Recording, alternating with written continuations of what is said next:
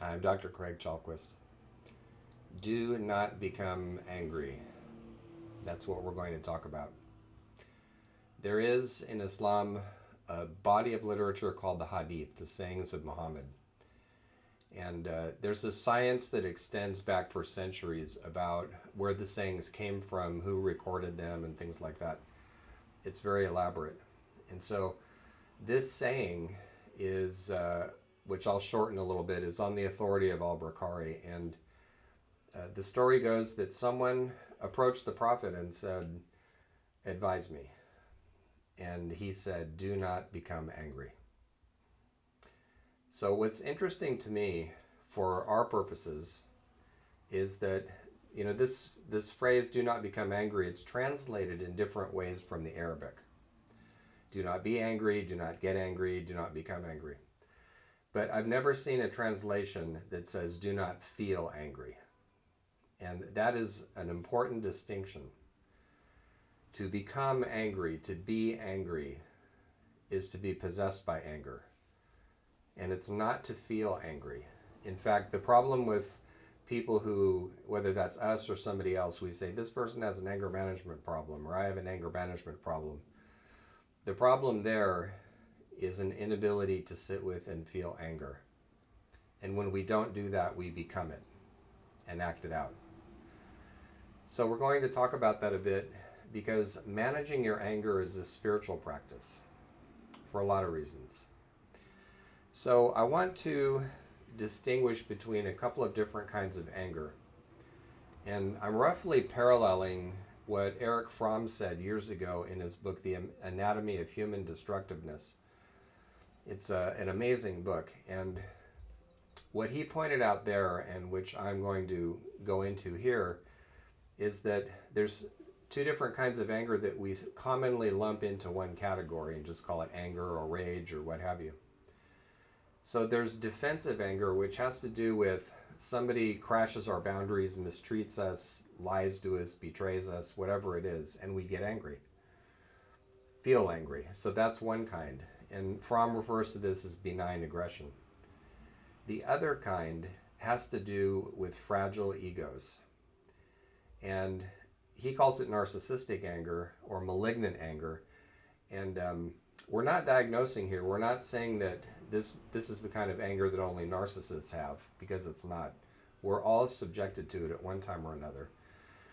So this is the sort of anger that comes from being propagandized to the point where you have negative beliefs about other groups of people. So today in American politics, that's pretty much our entire discourse about each other. The liberals this, the Republicans that, right? It's all about pointing fingers. So malignant anger has to do also with something else Fromm talked about, group narcissism, which is when our ego is fused to a group. Then when somebody says something or does something against the group, we experience it as personal. So I once heard a combat veteran talk about wanting to kick the ass of anybody who disrespected the flag. That's exactly what I'm talking about. So in group narcissism, it doesn't mean that everybody's a narcissist. It means that you get your sense of pride and belonging because your identity is fused with a group that's larger than you are as an individual. So nationalism is a great example of this. So is religious exceptionalism, another great example.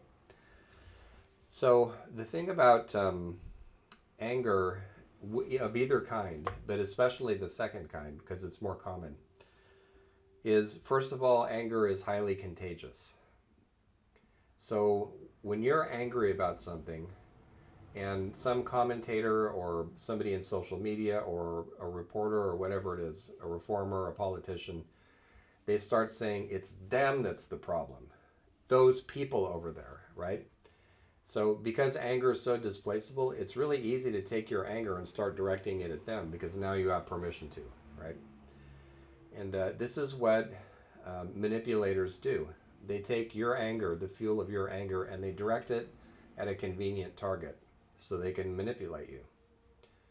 So anger is not only contagious, the more you hear that kind of propaganda, the angrier you get. It's also very mobile. It's highly displaceable.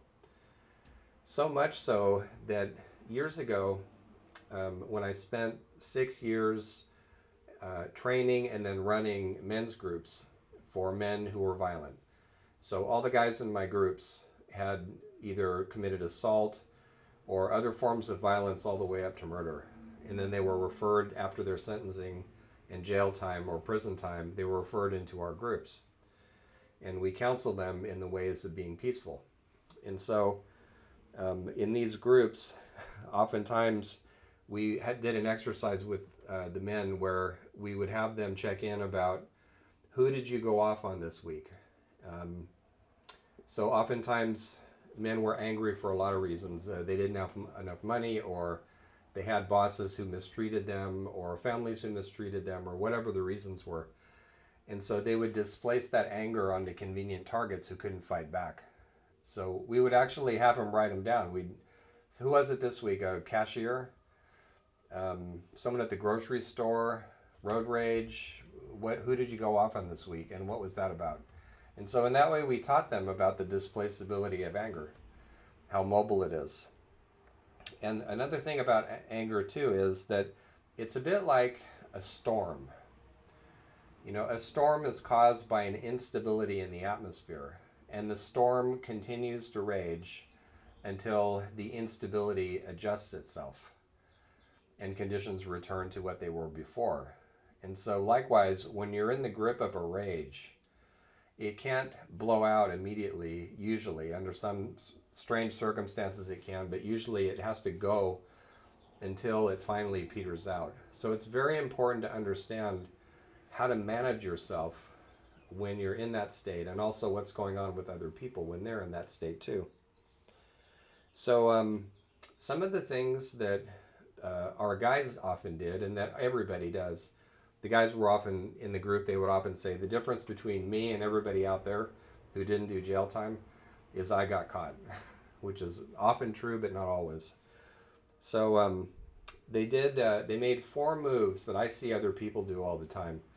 The first one is minimizing. So they would go off on somebody, verbal abuse, maybe physical abuse, maybe not, and then they would minimize it and say, I lost my temper, or I just got angry, or whatever. So they would make excuses, and that's rationalizing, right? So that's the next one. We usually called it justifying in the groups. Minimizing to make it smaller than it really was, justifying, well, I did it because, and making excuses for going off on someone and mistreating them. Minimizing and justifying. Denial, just being in denial that you have that level of anger. And then blaming other people for it instead of realizing that your anger is yours to manage. So I remember a group, all the guys came in various forms of denial, or I should say most of them. Some of them during the interview said, I need to be here. I've needed to be in a group like this for years. I'm totally out of control. So, but that was rare. Usually they would minimize and blame and justify. And, you know, as far as denial goes, I remember this one guy who came into group and I don't belong here. I'm not like the rest of you and stuff like that. And I don't have an anger problem. It was a single incident with my partner, right? So I drew a bomb on the board and I said, that's you. That's your denial is setting you up for another incident. And so I think it took him a total of 2 weeks. He went to jail, had another incident, came back into the group and said, you're right. I have a problem. So anger is a problem when we become it. So one of the things that we taught the men and that I recommend doing is to, a lot of our men were electricians and engineers and guys that worked a lot with machinery, construction workers. So the metaphor we use sometimes is a circuit breaker. So you need to install a circuit breaker. There's the triggering incident that makes you angry, and you immediately go into action. You react, right? There needs to be a circuit breaker in between those two. And one of the purposes, aside from keeping you and everybody else safe, is to be able to take yourself out of the picture and do a self-imposed timeout, I gotta go, and sit with the anger and really go into it.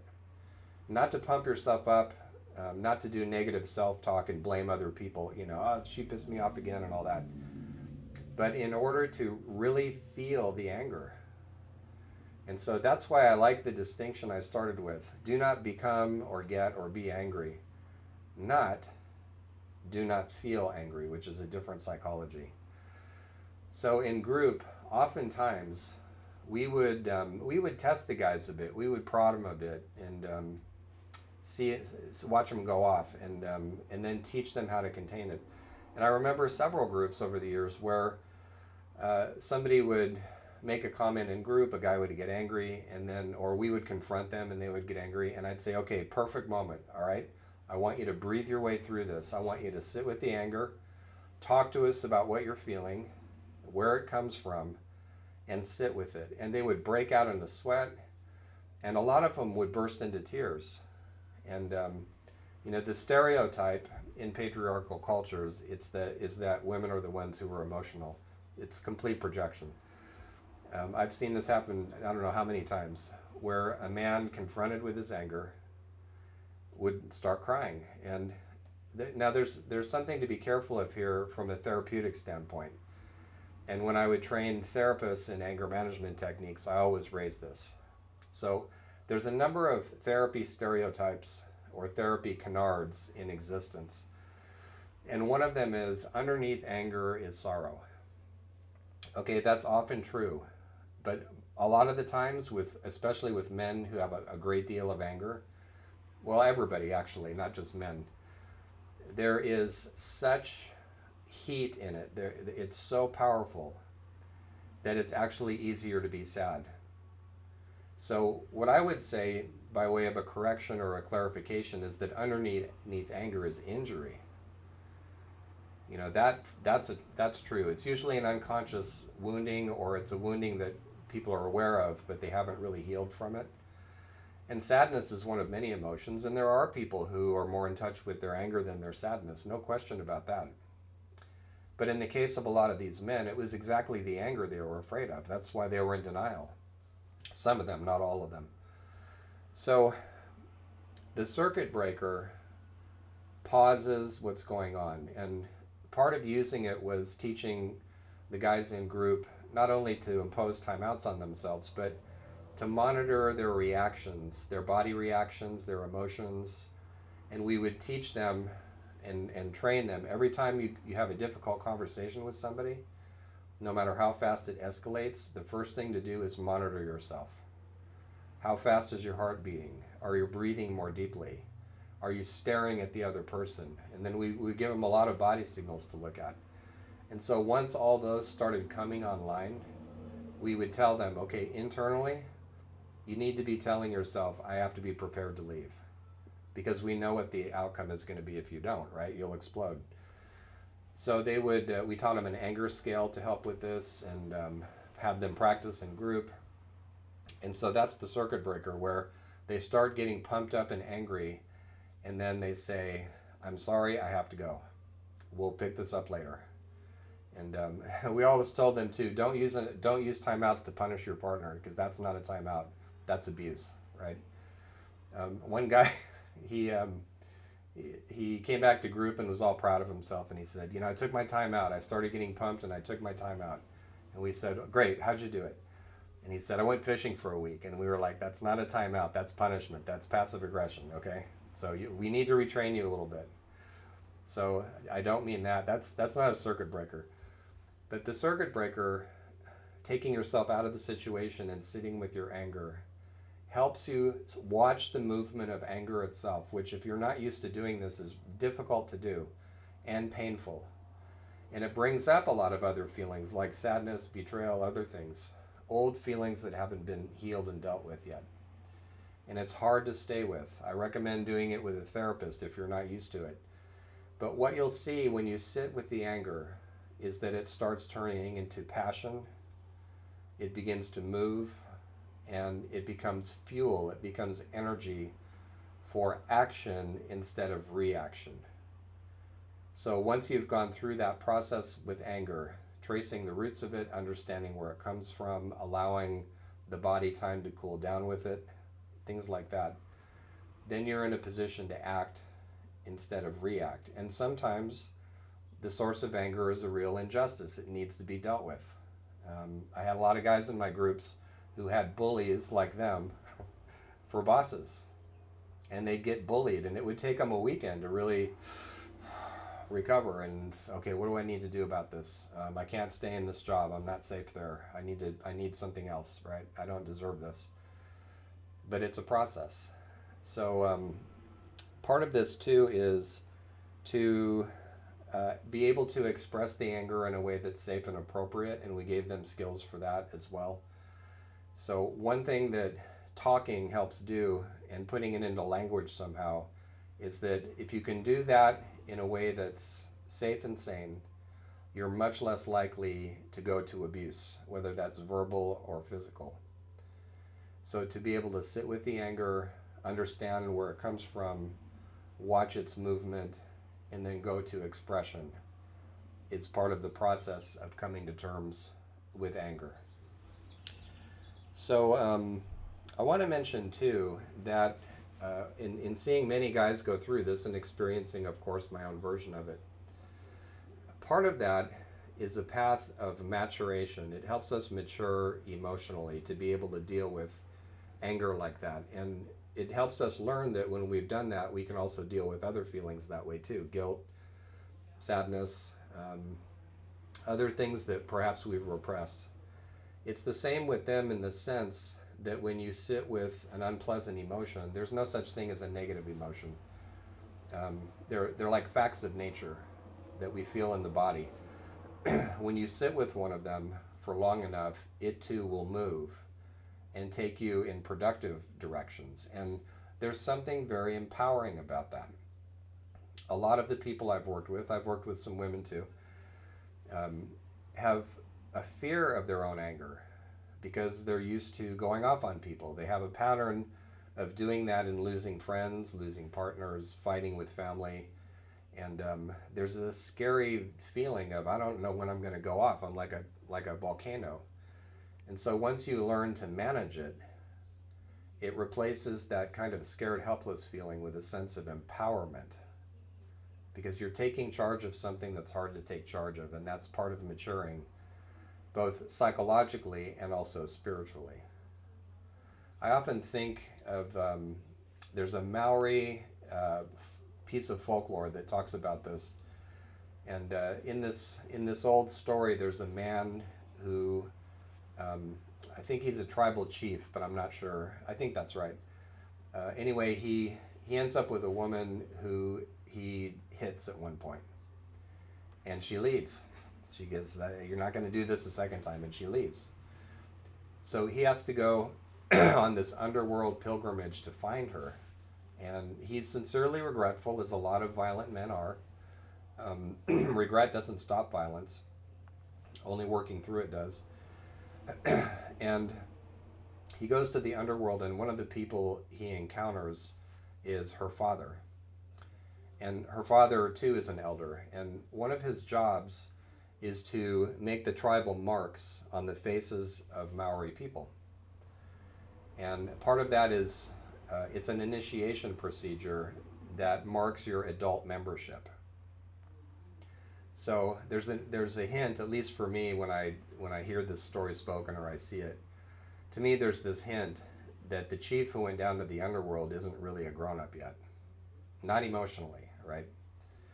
And, that's part of the problem with our world. There's a lot of chiefs that don't have control over their emotions. So he goes down there and he has a very frank talk with his ex-partner's father. And he says, okay, I need to be able to chisel these marks into your face. And of course, there's no medication or anything like that, right? So as the chief is laying there getting worked on, he feels immense amounts of rage come up. And he has the experience of having to sit with it and feel it as the marks are going onto his face. And so that there's nothing magical about initiation in the sense that suddenly you're all grown up. It marks a long maturation process. In his case, it helped him get in touch with his anger and sit with it. So at that point, he's fit to be with other people and safe. So I like that story a lot because it brings together so many of the threads I've been talking about here in terms of do not become angry. A few more things. So angry people often, even when they're not going off on someone verbally, you can tell that they're full of rage because they shame other people. They blame other people for everything. They do a lot of name calling, which really should have been left behind on the playground many years ago. Adults shouldn't be name calling anymore. They do ranting and threatening, but instead of that, with people who can manage their anger and their other feelings in a mature way, this brings them to a level where they too are safe being around other people in difficult situations. And it seems to me that that's the only way we're going to ever get through our very long species process of maturing as human beings to the point where we actually live in harmony on this planet. So it's a long work, it's a long struggle, but it's a great work too. May the week bring you blessings.